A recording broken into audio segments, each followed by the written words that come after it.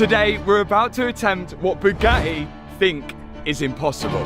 Can't do that in a garage. There's just a few places in the world. This is the $6 million Bugatti Persport that was crashed by Alex. Watch Mat Armstrong long enough, and you start to believe the supercars are his. The Lamborghini, the Aston Martin, the gleaming fleet in the workshop. Here is the part nobody tells you.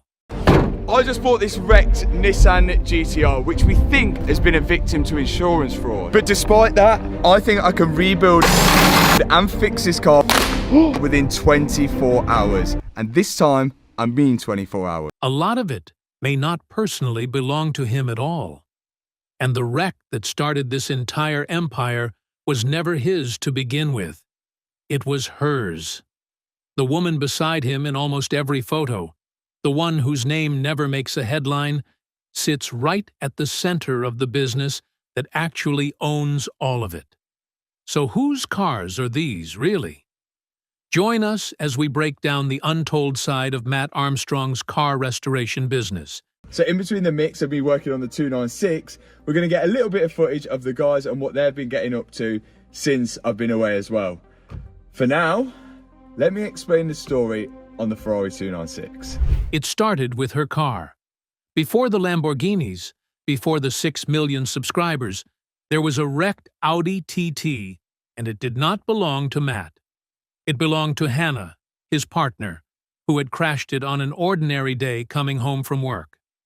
The insurance company did the ordinary thing, wrote it off, slapped a salvage title on it, and sent it toward the scrapyard. That is where the story of almost every wrecked car ends. This one did not. To understand why, you have to know where Mat was at that exact moment. He had spent his life chasing a different dream entirely.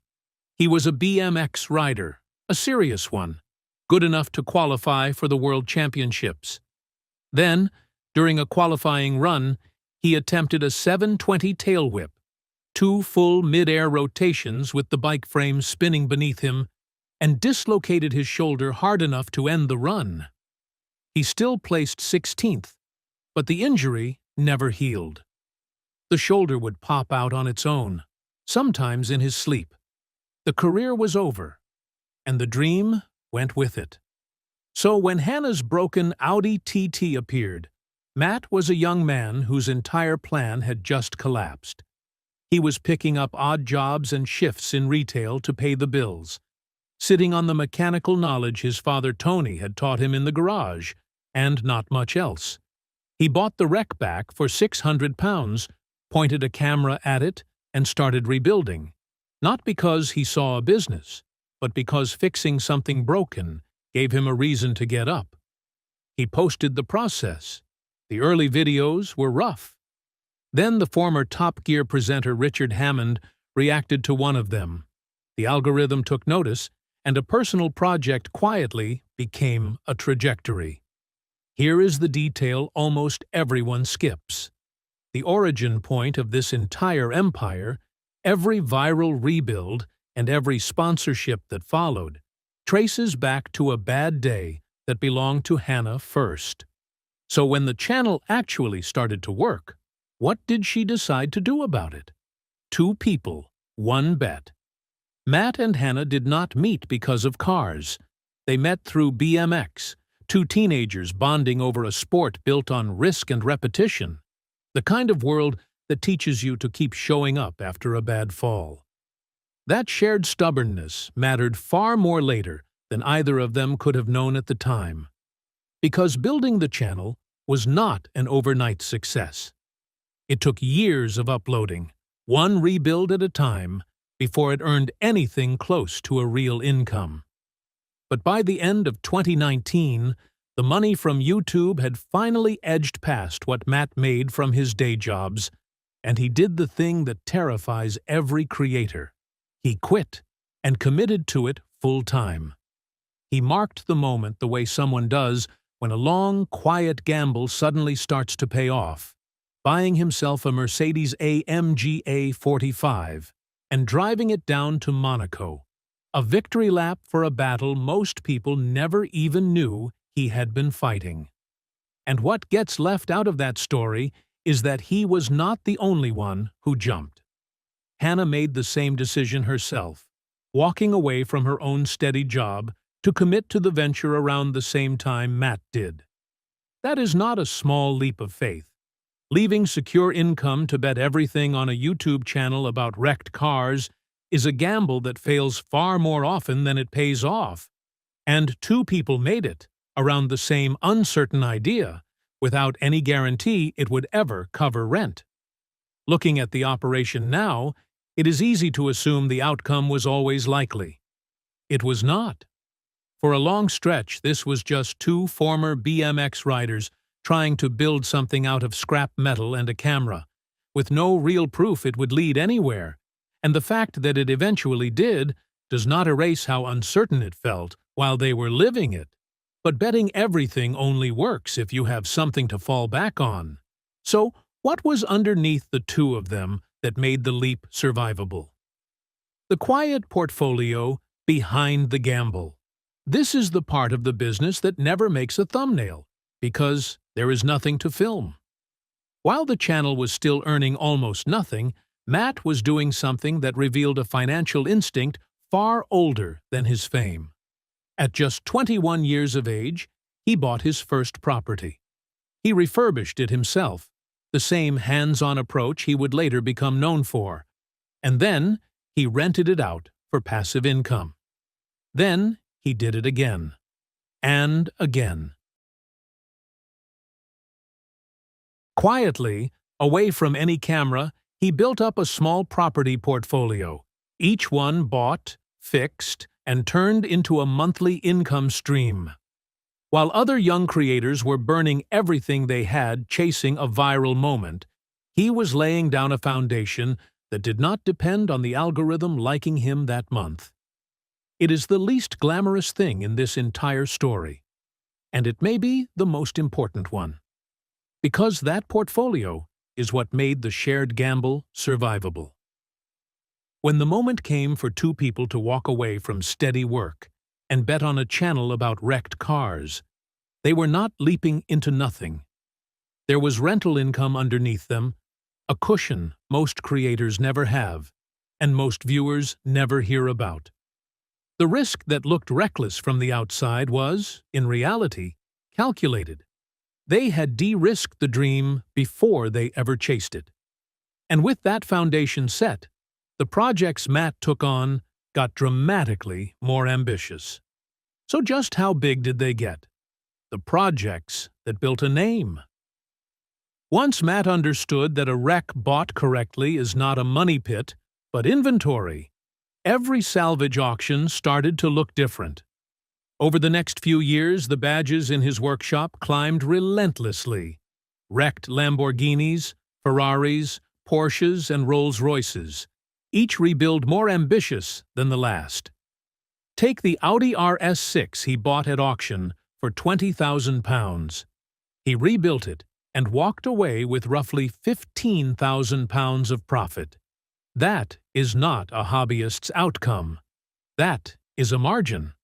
The project that announced him to the wider world operated on a far larger scale. A Rolls-Royce Wraith that had once belonged to Manchester United footballer Marcus Rashford had been written off after a crash, and conventional wisdom said it was beyond economic repair. Matt bought it for £185,000, and by the time the rebuild was finished, had invested a total of around £324,000 into it. That sounds staggering until you remember what the car cost new. Roughly £700,000. The numbers were not reckless. They were the RS6 logic scaled up to a level that made jaws drop. That series became a global sensation, racking up tens of millions of views and establishing Matt as perhaps the most prominent rebuild creator on the entire platform. But the momentum had been building long before the Wraith. An earlier Bentley rebuild had attracted his first significant sponsorship, the moment the channel stopped looking like a hobby and started looking like a company. And the project that revealed what the whole thing was really about was not a flip at all. It was a flood-damaged Aston Martin DBX that Matt rebuilt specifically to give to his father, Tony, a video that drew over 6 million views and made plain that beneath the spectacle, this was a family operation with real people at the center of it. He had also mastered the other half of the craft, taking a Volkswagen Golf R restoration that consumed weeks of real work and editing it down to a single 10-minute video. He understood that the audience wanted the story of the resurrection, not the full length of the labor. But the cars and the views were only the visible surface. And it is right here that the real question of this whole story comes into focus, the one the thumbnail is built around. Who actually owns all of this? Whose cars are these, really?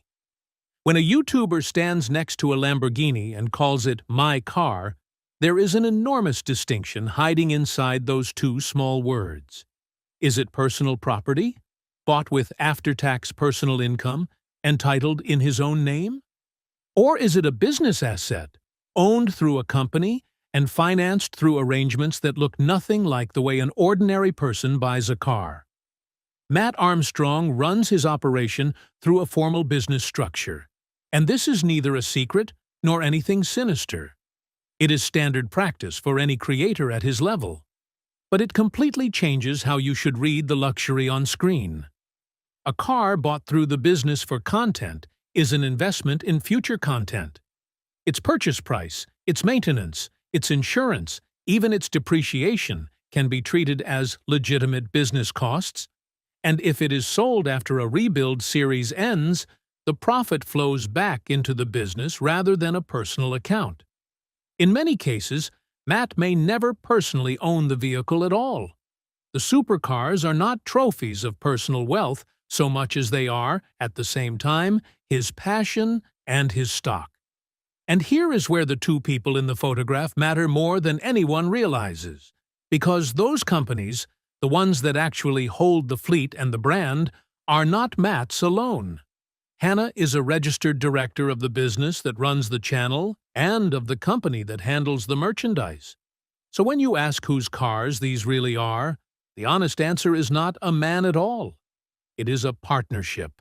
The supercars you watch Matt rebuild belong, in the way that legally and financially counts, to a business that the two of them built and run together, sitting on a foundation of property income and a net worth estimated somewhere between £1 and £3 million, rather than the fantasy figure the thumbnails imply. And her role in those companies goes far beyond a name on a registration form. So, what does Hannah actually do? The job with no title. What people miss about watching a Mat Armstrong video is everything that has to happen for that video to exist at all.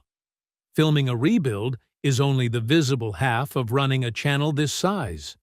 Behind every series there is a production schedule that has to hold together, brand partnerships that need negotiating, merchandise that has to actually ship to the people who ordered it, and 100 small operational decisions that never make the final cut. That entire side of the business runs through Hannah, who has been a director of the company since early 2022 and of the merchandise company since later that same year. It is work almost designed to be invisible. Nobody clicks on a supercar rebuild to learn about the merchandise fulfillment pipeline. But without that pipeline running smoothly, there is no structure for Matt to spend months pulling a car apart on camera. The loud, satisfying moment when an engine finally turns over is only possible because a great deal of quiet, uncredited work happened first, and for years that someone has been Hannah. She has not stayed purely behind the scenes, either. She started her own channel to show the side of this life the main one does not focus on, a camera she controls. And during the biggest controversy of Matt's career, she quietly took on a wrecked Land Rover Defender and rebuilt it herself, with her father's help, tracking down faults and replacing a bent subframe, proving she is every bit as hands-on as the man the headlines follow. By the time Matt's name was attached to global stories, Hannah had been a director of the business for years, and yet her name barely appears anywhere. So why is that, and what does it say about how this business really works? The accusations and the authenticity. No one builds an audience this large without scrutiny, and the scrutiny aimed at Matt has taken two forms. The first is about safety. As the rebuilds climbed from hatchbacks to hypercars, viewers asked the obvious, uncomfortable question: are these cars actually safe? To his credit, Matt has rarely dodged it, answering on camera, walking through the technical detail, and insisting that safety and legality come first. The second accusation cuts closer. Critics have claimed that Matt outsources the real work, that professional garages do the heavy lifting while he films and stages a one-man triumph. For a brand built on the image of a self-taught builder figuring it out in real time, that is more dangerous than any safety concern, because it attacks the authenticity that is the actual product. His response was the only one that could work. More transparency, not less. More of his own hands on the tools. More of the unglamorous troubleshooting nobody fakes for fun. But notice the shape of that accusation. The claim is essentially that the operation is too professional, too well run, too supported by skilled people, to be the work of one man in a garage. And, in a strange way, that is not an exposé. It is an accidental description of the truth. It was never one man in a garage. It was a partnership, a team, and a structure, with one half of it deliberately kept off camera. So what, in the end? Did the two of them actually build? What they actually built? The honest answer is that Mat and Hannah Armstrong do not really run a car restoration channel. They run a media business that uses car restoration as its content. And the distinction matters enormously. The cars generate the views. The views generate the advertising and attract the sponsors. The sponsors, the merchandise, and the property income underneath it all diversify the operation so that no single source can sink it. And the rebuilt cars hold value as assets that fund the next, larger project. It is a portfolio far more resilient than the single-stream life of a creator who lives and dies by the algorithm. Around that core sits the rest of the family and the team. Tony, Matt's father, is the source of the original knowledge and the quiet, emotional anchor of the videos. The reason a rebuilt and gifted car can move millions of viewers. A growing crew and a dedicated supercar workshop have turned one injured BMX rider and his partner into a genuine business with staff, premises, and a defined future. The operation now stretches across several channels. The main one alongside Mat Armstrong MK2, a dedicated shorts channel, and others, together pulling in hundreds of millions of views. Even the merchandise line carries the thesis of the whole thing. It is called HWBT, short for Hard Work Beats Talent. And on a channel that began with a 600-pound write-off and two people willing to bet everything on it, that slogan is less marketing than autobiography. But the thing holding all of it together is the one thing that cannot be manufactured: authenticity. The transparency is the product. And the moment it stops being real, the whole structure loses its foundation. So the next time you watch a destroyed supercar transform into something gleaming and alive, remember that you are watching the visible 10% of something much larger. There is the failure, the struggle, and the genuine skill, yes. But there are also two people who met on a BMX track, took the same impossible bet at the same time, and turned one of them's worst day into the foundation for everything that followed. The shiny finish is the easy part to see. The partnership behind it is the part almost nobody films. So now that you know whose cars these really are, and who has been quietly co-running this empire from the very first wrecked Audi, Do you think Mat Armstrong's success is really a one-man story or a partnership the internet has simply refused to credit? And whose story do you want us to break down next? Share your thoughts with us in the comments section. Remember to like, share, and subscribe for more. Also, click the next video showing on your screen. You will enjoy it.